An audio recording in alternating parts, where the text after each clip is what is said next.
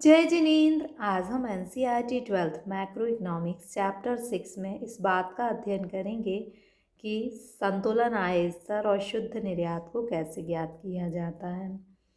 तो क्वेश्चन में सबसे पहले जो वैल्यू आपको दी गई हैं हम वो आंसर में लिख लेंगे। तो ये सारी वैल्यू उठाकर हमने आंसर में लिख दी। फिर क्वेश्चन का फर्स्ट पार्ट है कि आय का संतुलन स्तर ज्ञात कीजिए। तो आय के संतुलन स्तर का हमने फॉर्मूला लिख दिया। अब वाई का फॉर्मूला ये होता है। अब हम एक जो है हमें पता है कि ए का फॉर्मूला ये होता है। तो अगर हम ए की वैल्यू इस फॉर्मूले में रखेंगे तो ये फॉर्मूला कुछ इस तरीके से दिखने लगेगा। इस फॉर्मूले में हम क्या करेंगे, वैल्यू रखेंगे। सी कंजप्शन ये आपको दिया हुआ है 40 + 0.8, तो ये हमने लिख दिया। वाई इंटू क्या करना है आपको, टी का मतलब क्या है, टैक्स कितना था 50, तो हमने 50 को इंटू करा। आई का मीन्स है इन्वेस्टमेंट 60 दिए हैं। जी मीन्स गवर्नमेंट एक्सपेंडिचर सरकारी खरीद व्यय, ये आपको दिए हैं 40 लिख दिया। एक्स मीन्स एक्सपोर्ट आपको 90 दिया है, हमने 90 लिख दिया। एम मीन्स इम्पोर्ट आयात 50 दिया है, हमने 50 लिख दिया। अब सेकंड नीचे का फॉर्मूला हम सॉल्व करते हैं।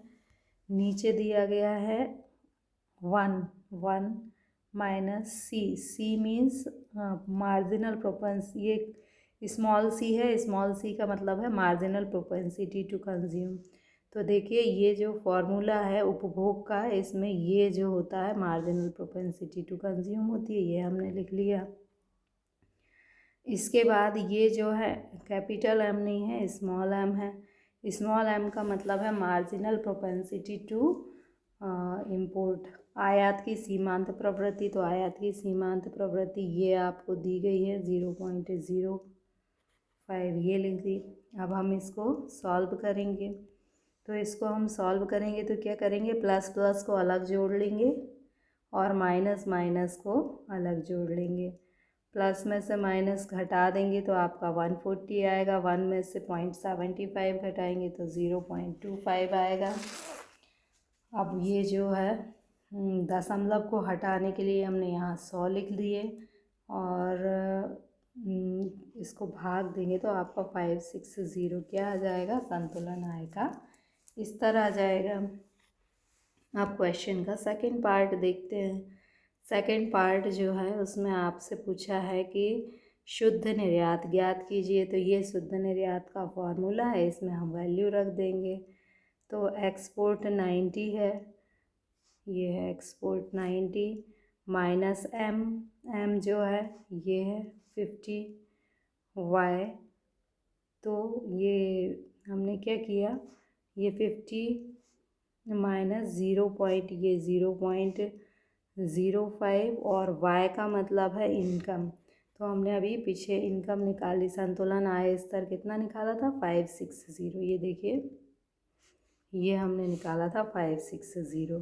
तो यही संतुलन आय स्तर हमने क्या करा, इधर लिख दिया और इसको हम सॉल्व कर लेंगे तो हमारा शुद्ध निर्यात कितना प्राप्त होगा, 12। अब क्वेश्चन का तीसरा पार्ट सॉल्व करते हैं। सी पार्ट में है कि जब सरकारी खरीद 40 से बढ़कर कितनी हो जाए, 40 से बढ़कर 50 हो जाए तो शुद्ध निर्यात कितना होगा।